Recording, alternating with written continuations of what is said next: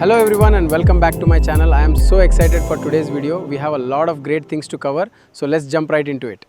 ಸ್ನೇಹಿತರೆ ಎಲ್ಲರಿಗೂ ಮತ್ತೊಮ್ಮೆ ನಮ್ಮ ಅದೃಷ್ಟ ಯೂಟ್ಯೂಬ್ ಚಾನಲ್ಗೆ ನಮಸ್ಕಾರ. ಎಲ್ಲರಿಗೂ ಆದರದ ಸ್ವಾಗತ. ಸೊ ಬನ್ನಿ ಹಾಗಾದರೆ ಈ ವಿಡಿಯೋದಲ್ಲಿ ನಾವು ಅರಣ್ಯ ಇಲಾಖೆಯ ನೇಮಕಾತಿಯನ್ನು ಕಳೆದ ವಿಡಿಯೋದಲ್ಲಿ ಆನ್ಲೈನ್ ಅಪ್ಲಿಕೇಶನ್ ಹಾಕೋದು ಪ್ರಾಬ್ಲಮ್ ಇರೋದರಿಂದ ಅದನ್ನು ಸ್ಟಾಪ್ ಮಾಡಿದ್ದೆ. ಸೊ ಈಗ ಆನ್ಲೈನ್ ಅಪ್ಲಿಕೇಶನನ್ನು ಯಾವ ರೀತಿ ಸಲ್ಲಿಸಬಹುದು ಅನ್ನೋದನ್ನು ಈ ವಿಡಿಯೋದೊಳಗೆ ನಿಮಗೆ ತೋರಿಸೋ ಪ್ರಯತ್ನವನ್ನು ಮಾಡ್ತೇನೆ ಸ್ನೇಹಿತರೆ. ನಾನು ಮೊದಲಿನ ವಿಡಿಯೋದಲ್ಲಿ ನಿಮಗೆ ತೋರಿಸಿದ ಹಾಗೆ ಜಿಮೇಲನ್ನು ಆ್ಯಡ್ ಮಾಡಿದ ತಕ್ಷಣ ಅಲ್ಲಿ ಆ್ಯಡ್ ಸಿಂಬಲನ್ನು ತಗೋತಾ ಇರಲಿಲ್ಲ. ಮತ್ತು ನಿನ್ನೆ OTP ಬರ್ತಾ ಇರಲಿಲ್ಲ. ಇವಾಗ OTP ಕೂಡ ಬರ್ತಾ ಇದೆ.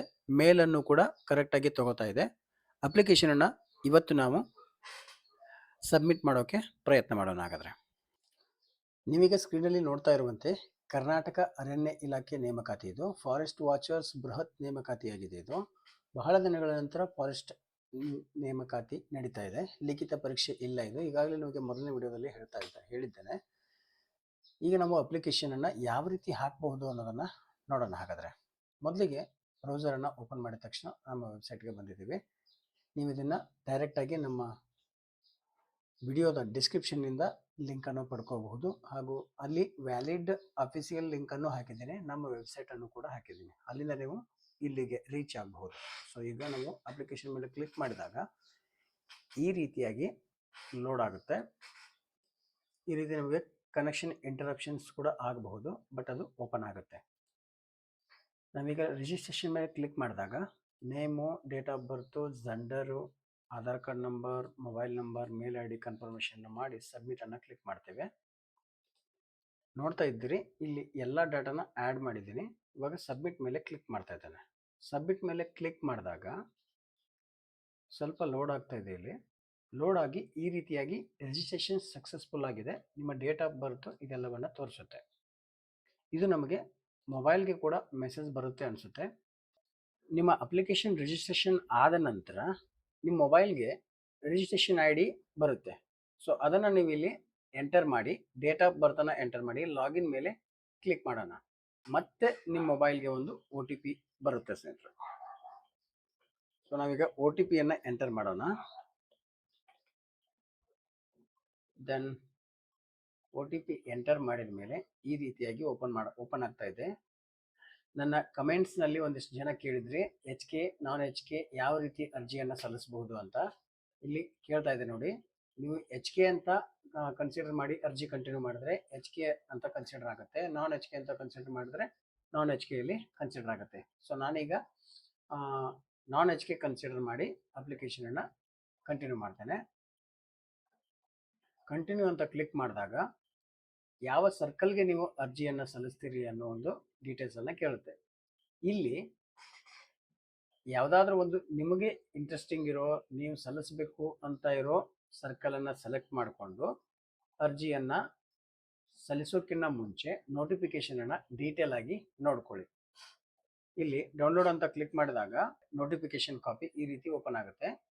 ಏನೇನು ಯಾವ ರೀತಿ ಇದೆ ಅನ್ನೋದನ್ನು ಡೀಟೇಲ್ ಆಗಿ ನೋಡ್ಕೊಳ್ಳಿ. ಈ ವಿಡಿಯೋದಲ್ಲಿ ನಾನು ಹೇಳ್ತಾ ಹೋದರೆ ಅದು ವಿಡಿಯೋ ಲೆಂತ್ ಆಗುತ್ತೆ. ಹಾಗಾಗಿ ಅಪ್ಲಿಕೇಶನನ್ನು ನಾನು ಪ್ರೊಸೀಡ್ ಟು ಅಪ್ಲಿಕೇಶನ್ ಅಂತ ಕ್ಲಿಕ್ ಮಾಡಿದಾಗ once you proceed to application you cannot change selected region circles selected ಅಂತ ಬರುತ್ತೆ. ಅಂದರೆ ಒಂದು ಸಾರಿ ನೀವು ಸರ್ಕಲನ್ನು ಸೆಲೆಕ್ಟ್ ಮಾಡಿ ಕಂಟಿನ್ಯೂ ಅಂತ ಕೊಟ್ಟಾಗ ಒಳ್ಳೆ ಅದನ್ನು ಮತ್ತೆ ಚೇಂಜ್ ಮಾಡೋ ಅವಕಾಶನ ಕೊಡೋದಿಲ್ಲ ಅಂತ ಹೇಳಕತ್ತಲ್ಲ. ನಾವೀಗ ಎಸ್ ಅಂತ ಕ್ಲಿಕ್ ಮಾಡಿ ಪ್ರೊಸೀಡ್ ಮಾಡಕತ್ತೀನಿ. ನೋಡಕತ್ತೀರಿ ಈ ರೀತಿಯಾಗಿ ಇನ್ಫಾರ್ಮೇಷನ್ ಓಪನ್ ಆಕತಿ. ನಮಗಿಲ್ಲಿ ಮೊದಲಿಗೆ registration ID, name, circle selected ಯಾವುದಾಗೈತಿ, ಆಮೇಲೆ ನೋಟಿಫಿಕೇಶನ್ ನಂಬರ್ ಏನು ಎಲ್ಲ ಓಪನ್ ಆಗೈತಿ. ಅಪ್ಲಿಕೇಶನ್ ಫಿಲ್ ಅಂತೇಳಿ ನಾವು ಫಿಲ್ ದ ಅಪ್ಲಿಕೇಶನ್ ಮೇಲೆ ಕ್ಲಿಕ್ ಮಾಡಿದಾಗ ಹಿಂಗೆ ಓಪನ್ ಆಕತಿ.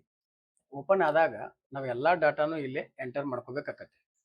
ಮೊದಲಿಗೆ ಫಾದರ್ ನೇಮ್, ಮದರ್ ನೇಮ್, ಮದುವೆ ಆಗಿದ್ರೆ ಮದುವೆ ಅಂತ ಆಗಿದೆ ಅಂತ ಕ್ಲಿಕ್ ಮಾಡಿ, ಇಲ್ಲ ಅಂದರೆ ಇಲ್ಲ ಅಂತ, ಡಿವೋರ್ಸ್ಡ್ ಆಗಿದ್ರೆ ಡಿವೋರ್ಸ್ಡ್ ಅಂತ ಈ ನಿಮ್ಗೆ ಸೂಟೇಬಲ್ ಆಗಿರೋದನ್ನು ಸೆಲೆಕ್ಟ್ ಮಾಡಿ ಇಲ್ಲಿ ನೇಮನ್ನು ಎಂಟರ್ ಮಾಡ್ಕೊಳ್ಳಿ.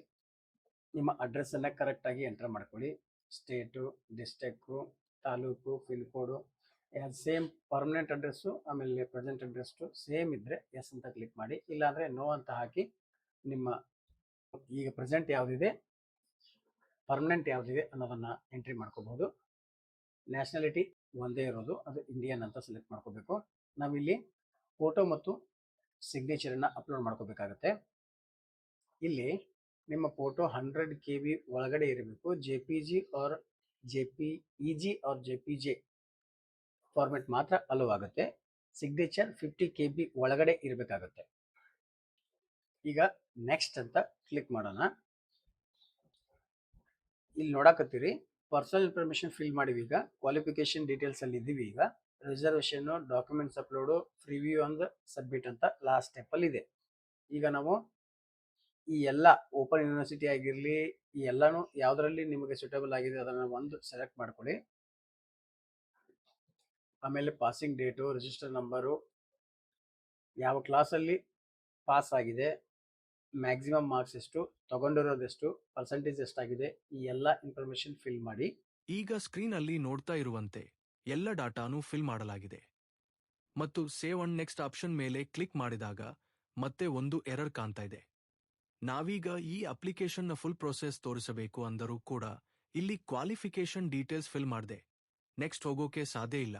ಈ ಅಪ್ಲಿಕೇಶನ್ ಮುಂದೆ ಯಾವ ರೀತಿ ಇರುತ್ತೆ ಅನ್ನೋದನ್ನ ಒಂದು ಊಹೆ ಮಾಡಿಕೊಂಡು ಹೇಳೋದಾದರೆ, ರಿಸರ್ವೇಶನ್ ಸ್ಟೆಪ್ ಅಲ್ಲಿ ನಿಮ್ಮ ಕಾಸ್ಟ್ ಹಾಗೂ ಉಳಿದ ಎಲ್ಲ ರಿಸರ್ವೇಶನ್ ಇನ್ಫಾರ್ಮೇಶನ್ ನೀಡಬೇಕಾಗುತ್ತದೆ ಮತ್ತು ಅಪ್ಲೋಡ್ ಡಾಕ್ಯುಮೆಂಟ್ ಸ್ಟೆಪ್ ಅಲ್ಲಿ ನಿಮ್ಮ SSLC ಮಾರ್ಕ್ಸ್ ಕಾರ್ಡ್, ಕಾಸ್ಟ್, ಆಮೇಲೆ ಇನ್ನುಳಿದ ಡಾಕ್ಯುಮೆಂಟ್ಸ್ಗಳನ್ನ ಅಪ್ಲೋಡ್ ಮಾಡಬೇಕಾಗಿ ಬರಬಹುದು. ನೀವು ಈಗಾಗಲೇ ಈ ಅಪ್ಲಿಕೇಶನ್ನಲ್ಲಿ ಫಿಲ್ ಮಾಡಿರ್ತಕ್ಕಂಥ ಎಲ್ಲ ಡಾಟಾನ ಒಂದ್ಸಾರಿ ರಿವ್ಯೂ ಮಾಡಿ ತೋರಿಸಲಾಗುತ್ತೆ.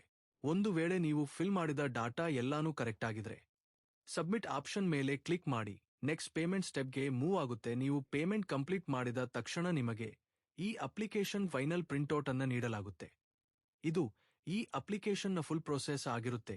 ಒಂದು ವೇಳೆ ಈ ವಿಡಿಯೋ ನಿಮಗೆ ಇನ್ಕಂಪ್ಲೀಟ್ ಅನಿಸಿದರೆ ಮತ್ತೊಂದು ಇದೇ ವಿಷಯದ ಕುರಿತಾಗಿ ಒಂದು ಕಂಪ್ಲೀಟ್ ವಿಡಿಯೋವನ್ನ ಮಾಡಿ ಪೋಸ್ಟ್ ಮಾಡ್ತೇನೆ. ನಿಮಗೇನಾದರೂ ಈ ವಿಡಿಯೋದ ಕುರಿತಾಗಿ, ಅಪ್ಲಿಕೇಶನ್ ಕುರಿತಾಗಿ ಸಮಸ್ಯೆಗಳು ಇದ್ರೆ ಈ ವಿಡಿಯೋದ ಕೆಳಗೆ ಕಮೆಂಟ್ ಮಾಡುವ ಮೂಲಕ ನಮಗೆ ಕೇಳಬಹುದು. ನಾನು ಅವುಗಳಿಗೆ ಉತ್ತರವನ್ನು ನೀಡುತ್ತೇನೆ. ಸರಿ, ಹಾಗಾದ್ರೆ ಈ ವಿಡಿಯೋನ ಇಲ್ಲಿಗೆ ಮುಗಿಸೋಣ.